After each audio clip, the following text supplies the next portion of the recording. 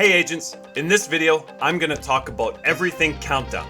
Just a heads up, I won't be sharing any secret ways to get more XP or speed through Countdown in record time, so if you've been running Countdown without a hitch, this video probably won't be so helpful.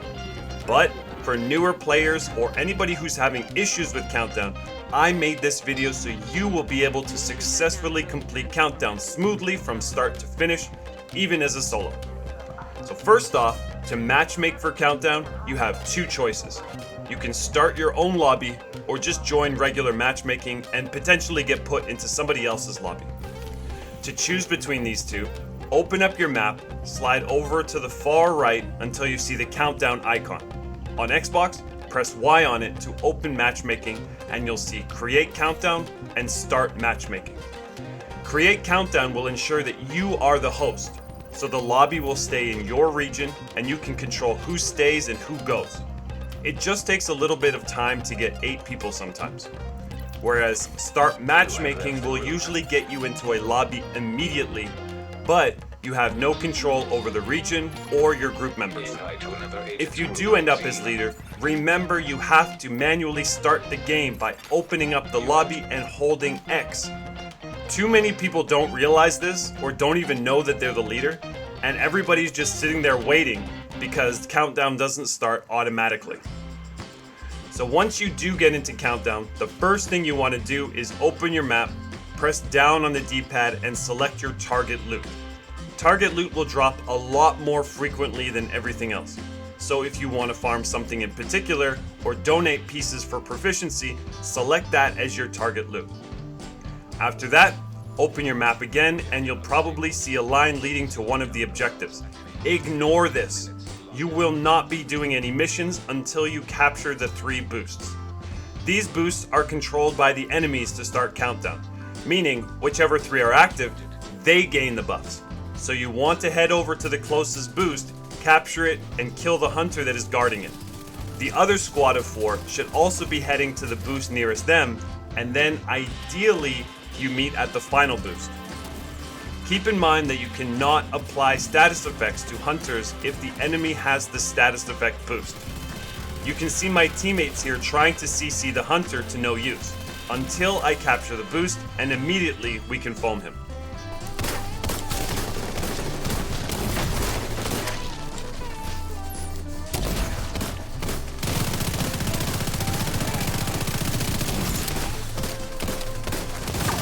Okay, so you've captured all 3 boosts, hopefully your team is sticking together, it's time to hit the encounters.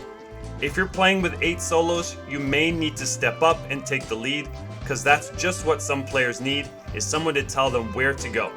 Look at these guys. So lost. So lost. So, there are 3 encounters and then a main mission. You need to complete 2 of the 3 encounters to unlock the main mission.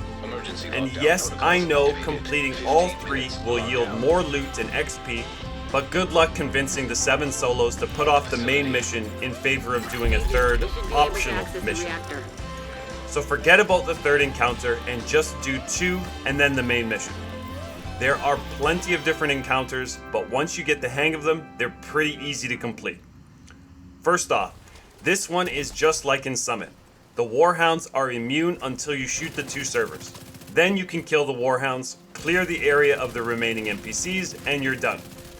I'd suggest jumping into your map immediately, marking the next encounter so your teammates know where to go, then you can collect your loot. Next, we have an immune jammer. We need to hack 2 terminals before you can destroy it. Make sure you stay in the circle until it reaches 100% or it will reset. Even if you have teammates with you, they might get distracted and drift away from the circle, so make sure you stay, even if that means not shooting enemies. Once you've hacked both terminals, you can destroy the jammer and clear the area. This next room is actually pretty fun and really easy if your team is working together. Basically, the ground floor can shock you, so when you hear the shock building up, just climb onto something and you'll be safe. If you do get shocked, and you probably will once or twice, you'll lose all your armor. Just need to switch over to the new grid. This may take a while.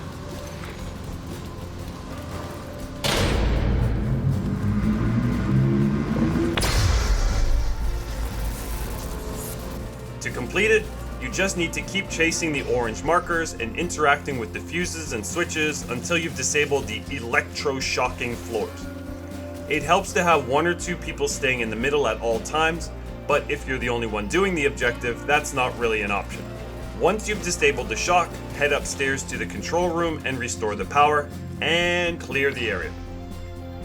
This one is simple, just kill everything. I hate this next encounter, protecting the VIP.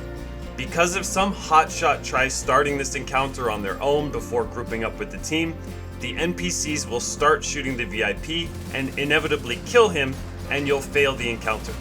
But if you start this together, it'll be no problem. Just kill the enemies before they can down the VIP. And if they do down him, you have time to revive him before you fail, so it's pretty simple to do with a team. You'll enter this room and see 6 orange markers. They are red valves that you need to shoot. Shoot them all, then interact with the console and shoot the reactor core in the middle of the room. Do this 4 times and then just clear the area yet again. You can see with a lot of these, shooting enemies is completely unnecessary until the end of each encounter.